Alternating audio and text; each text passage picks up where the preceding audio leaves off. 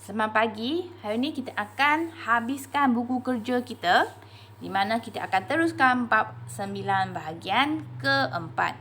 Okay, sila buka buku kerja 1 muka surat 70. Kita tengok dulu soalan performan PT3.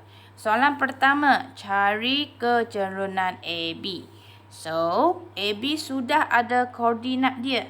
Jadi kita boleh terus guna formula yang kita belajar masa form 2. Okay, Y2 tolak Y1, X2 tolak X1. Jadi, katakan saya guna A sebagai titik yang pertama, X1, Y1.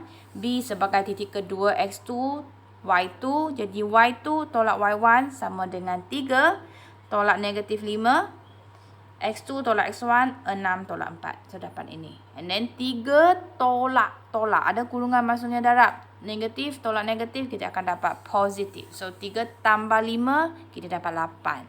And then, 6 tolak 4, kita dapat 2. So, 8 bahagi 2 berapa? 4. So, jawapan kita adalah D4. Nombor 2, kita nak cari kecerunan PT pula. Okay, diberi persamaan PQ dan T. 50. So, kalau saya nak cari kecerunan ini, saya kena dapat koordinat P. So, kita abaikan dulu T. Kita fokus PQ. Macam mana saya nak dapatkan titik P ini? Okay, so cara dia, saya boleh gantikan kosong pada persamaan PQ. Okay, di mana maksudnya Y bila X sama dengan kosong, apakah nilai Y dia? Itulah kedudukan bagi P. Kemudian, barulah kita cari kecerunan PT sebab kita sudah dapat koordinat untuk P. Jadi, kita gantikan X bersama dengan kosong ke dalam formula PQ. Okey, dan negatif 1/2 kali kosong dah jadi apa? Kosong lah. Jadi, kosong tolak 6 dapat negatif 6. So, sudah dapat apabila X sama dengan kosong, Y dia adalah negatif 6. Itulah koordinat untuk P. Kosong, negatif 6. So, sudah dapat P. Sudah ada T. So, sekarang saya boleh cari kecerunan dengan guna formula tadi. 0 tolak negatif 6. 5 tolak 0. Jadi, saya dapat kecerunan dia adalah 6/5. D. Okay, next. Okay, cari pintasan Y. Pintasan Y di mana? Okay, pintasan Y sebenarnya di sini. Ayah. Pintasan Y di sini. Dia potong pada paksi Y. So, kalau saya nak cari pintasan Y dia, saya cari kecerunan dulu. Okay, di mana P saya sudah tahu. Kenapa saya tahu? Sebab dia memotong pada paksi X. Jadi, Y dia mesti kosong. Jadi, koordinat dia ialah negatif 7, 0. Okay, so bila saya dapat titik P dan titik Q, saya boleh cari apa? Kecerunan. So, saya cari kecerunan dulu. Okay, 12 tolak 0. Negatif 3 tolak 7. So, saya akan dapat 12. Negatif 3 tolak jadi tambah 7. So, saya akan dapat 12/4. 12/4 sama dengan 3. So, kecerunan dia adalah 3. So, saya boleh masuk ke dalam rangka ataupun persamaan Y sama dengan MX plus C. Okay, dan di situlah saya boleh cari pintasan Y dengan gantikan mana-mana satu titik yang berada di atas garisan ini. So, saya pilih P. Kalau kamu nak gantikan dengan Q pun tak ada masalah. Dia tetap akan dapat nilai C yang sama. So, saya guna P. Apa yang saya dapat adalah 0 bersamaan dengan negatif 21 tambah C. Saya pindahkan negatif 21 ke depan. Dia akan jadi positif. Maka C bersamaan dengan 21. Di mana C itulah adalah pintasan Y. So, jawapan kita D. Okey, kita teruskan nombor 4. Ini nak kita menguji. Okey, kecerunan bagi garis lurus yang selari. So, kita uji satu persatu. Untuk AB, okay, untuk AB, dia memotong paksi X dan paksi Y. So, saya akan guna formula yang kedua. M, kita boleh guna negatif pintasan Y per pintasan X. Jadi, pintasan Y dia adalah berada di sini. Apakah nilai dia? 3.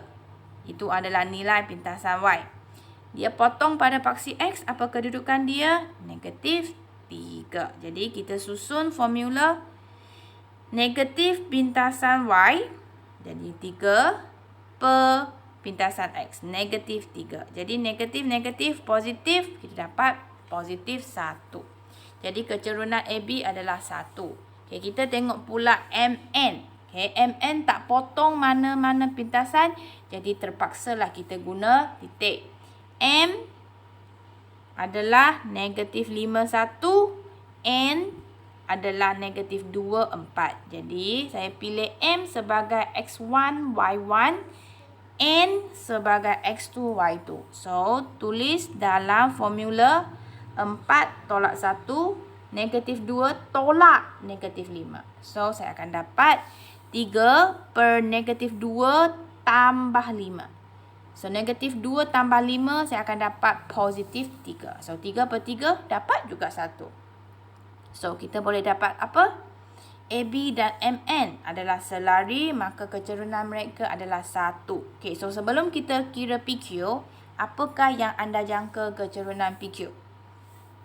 1 kan? Sebab mereka nampak selari je semua. Okay, jadi kita buat juga, uji juga. Okay, saya guna pintasan PQ, pintasan X dia 20 dengan titik Q 5, 3.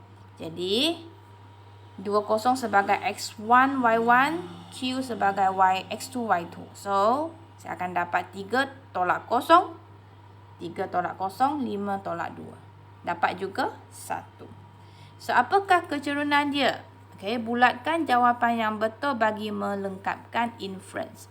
2 garis lurus yang selari, maka kecerunan dia adalah sama. Di sini ada 3 garis lurus selari. Jadi, kecerunan dia mesti sama juga. Okay, kita tengok nombor 5. Okay, cari kecerunan dan pintasan Y dia. Untuk soalan ini senang sebab dia sudah tulis dalam bentuk am. Okay, iaitu dia sudah tulis dalam bentuk Y bersamaan dengan MX plus C. Okay, di mana kita tahu Y dia adalah 5, iaitu kecerunan. And then pintasan Y dia adalah C. Okay, iaitu nombor 2. Okay, kita teruskan dengan B. Minta kita guna kaedah penggantian. Jadi, cari titik persilangan bagi garis lurus Y sama dengan 6X tambah 3 dengan paksi X. So, apakah persamaan untuk paksi X? Kalau kamu perasan, dia adalah garis menegak. Jadi, mesti Y bersamaan dengan something. Okay, Y sama dengan 0. Okay, jadi, untuk penggantian, kita kena label dululah 1 dan 2. So, apa yang kita dapat? Y1 sama dengan Y2. Jadi, kita samakan. Kita boleh terus dapatkan nilai X. So, bila dapat X, sudah ada Y, kita gabungkan dia sebagai satu titik. Jadi, titik persilangan dia adalah negatif 1/2, 0. Okay, C pula. Okay, WX adalah selari dengan YZ. Ini selari dengan ini. Jadi, apa yang sama? Kecerunan lah. Okay, persamaan garis lurus WX adalah X tambah 2Y sama dengan 4. Okay, ini persamaan bukan am. Jadi, kita tak boleh nampak terus kecerunan dia berapa. Okay, soalan pertama. Cari persamaan bagi garis lurus YZ. So, apa yang kita dapat? Kita hanya dapat satu titik. So, kita kena dapat apa lagi? Y sama dengan MX plus C. Kita kena dapat M. So, kena dapat kecerunan. So, tak ada, kita kena pinjam. Pinjam dengan WX. So, formula WX sudah ada. Kita kena modify supaya dia jadi bentuk am. Okay, so X plus 2Y equal to 4. Kita pindahkan sehingga dapat Y sama dengan MX plus C. So, kita akan pindahkan negatif X ke belakang. Jadi, 2Y equal to negatif X plus 4. Jadi, 2Y. Okay, kita nak pindahkan 2 ini ke belakang. Jadi, dia akan dapat inilah. 2Y adalah darab. Bila kita pindah ke belakang, dia jadi bahagi. So, ini maksud dia apa? Sama juga dengan negatif X per 2 tambah 4 per 2. Jadi, kita akan dapatlah negatif 1/2x tambah 2. Jadi, apakah nilai M dia? Ini. So, kita akan pinjam kecerunan daripada WX untuk diguna pada YZ. Okey, jadi kecerunan YZ adalah negatif 1/2. Saya boleh masuk ke dalam persamaan AM iaitu Y sama dengan MX plus C. Okey, kemudian saya gantikan dengan titik yang ada untuk Z. Okey, so saya akan selesaikan ni negatif 1/8. Saya boleh simplify jadi 1 bersama dengan negatif 4 tambah C. So, negatif 4 saya hantar ke depan, dia akan jadi tambah. Jadi, 5 bersamaan dengan C. C sama dengan 5. Jadi, sudah ada M. Sudah ada C. Kita masuk ke dalam formula. Itulah persamaan bagi garis lurus YZ. Okay, next kita nak cari pintasan X untuk YZ. Okay, pintasan X di mana? Okay, pintasan X di apabila dia memotong paksi X. Itu adalah pintasan X. Ataupun apabila Y dia bersama dengan kosong. Ingat, kalau kita nak cari pintasan X, gantikan Y sama dengan kosong. Kalau kita nak cari pintasan Y, gantikan X sama dengan kosong. Jadi, tadi kita sudah dapatkan formula dia kan? Gantikan sahaja Y dengan kosong. Selesaikan sehingga kita dapat X. So, negatif 1/2 saya akan hantar ke depan supaya dia jadi positif. And then, 1/2x bersama dengan 5 sebenarnya sama juga dengan, saya boleh terus darab 1 dengan X. So, saya akan dapat X/5. X/2, sorry. Jadi, X/2 sama dengan 5. Apa bahagi 2 dapat 5? Kalau you boleh make sense, you dapatlah 10. Kalau you tak boleh, you hantar je per 2 ini ke belakang. Per maksudnya bahagi. Bila hantar ke belakang, dia akan jadi darab. Jadi, X adalah 10. Di mana X ini adalah apa? Pintasan X kita. Okey? Okey, soalan seterusnya. Cepatnya. Jadi ini kena tulis sikit lah. Pintasan X adalah 10. Okey, kita tengok muka surat 72 pula. Okey, kita sudah sampai sedikit ke bahagian kebat. Raja di bawah menunjukkan 2 garis lurus bersilang pada titik P. Diberi O adalah asalan, tentukan koordinat bagi P. So, ini adalah apa? Titik persilangan. So, kita boleh guna penggantian atau penghapusan. Okey, so di sini saya akan guna penghapusan sebab dia sudah susun ikut format yang sama. X dengan X, Y dengan Y, and then nombor dengan nombor. So, bagi nombor dulu. Okay. And then, saya akan pilih mana satu yang ingin dihapuskan. Saya pilih X. Okay. Jadi, X yang di bawah, saya akan darabkan semua dengan 2 supaya sama dengan persamaan 1. So, 2X tolak Y sama dengan 6. Tolak. Okay, yang ini telah darab 2, dia akan dapat 2X tolak 6Y bersamaan dengan negatif 4. So, step by step, 2X tolak 2X, kata sudah dihapuskan. And then negatif Y, tolak-tolak sama dengan tambah. Saya hutang you RM1. Dan saya bayar RM6. Saya sudah tak hutang, tetapi saya lebih bayar RM5. And then sama juga 6 tolak-tolak 4, tolak-tolak jadi tambah. Jadi saya dapat 10. Jadi 5 kali apa dapat 10?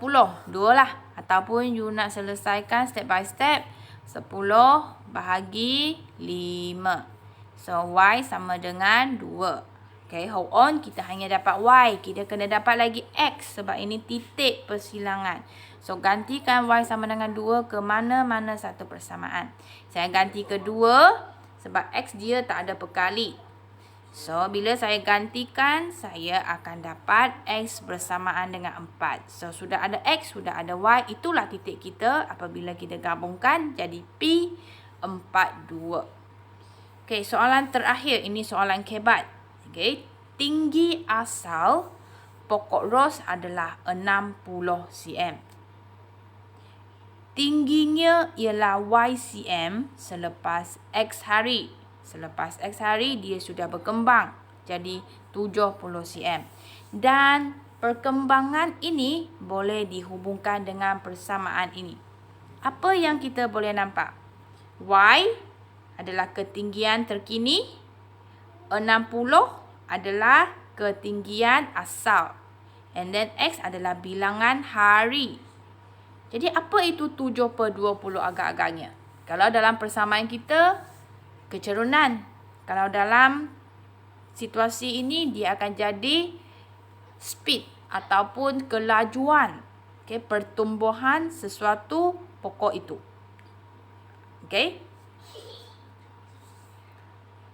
Ataupun kita tengok soalan dia, pokok ros kuning mempunyai kadar pertumbuhan. Jadi 7/20 juga boleh kita samakan sebagai kadar pertumbuhan. Soalan dia, pokok ros kuning mempunyai kadar pertumbuhan yang sama dengan pokok ros merah. Jadi dia punya M pun 7/20. Pokok ros kuning mencapai tinggi 102 cm selepas 30 hari. Tentukan satu persamaan untuk menggantikan ketinggian pokok ros kuning. Seterusnya, nyatakan tinggi dalam cm pokok kuning. Jadi kita nak buat sekarang lah ya. Kita sudah tahu kadar pertumbuhan dia sama. Jadi M dia mesti 7/20. Ini kita akan pinjam sebab kadar pertumbuhan yang sama. And then ini adalah ketinggian terkini, iaitu 102 cm. Sebelum 30 hari, ketinggian dia kita tak tahu. So, untuk carikan ketinggian dia, kita boleh ganti ke dalam formula ini. Sebab kita sudah ada M. Kita boleh gantikan X adalah 30 hari dan Y adalah ketinggian terkini. Maka kita boleh dapat C, iaitu ketinggian asal. So, kita selesaikan ini. Kita akan dapat. Ini boleh ringkaskan. Kita akan dapat 20/2. Ini kita selesaikan dia. Kita akan dapatlah. 183/2. Adalah C dia. So, C dia. Kalau you nak guna kalkulator pun boleh lah ya. You akan dapat 91 1/2. Jadi ketinggian asal dia adalah C. Maka dia adalah 183/2. Ataupun 91.5 cm. Ataupun kalau kamu nak gantikan bilangan hari bersamaan dengan kosong ke dalam formula ini, kamu pun boleh dapat jawapan yang sama. Jadi itu sahaja untuk kita hari ini. Sekian, terima kasih.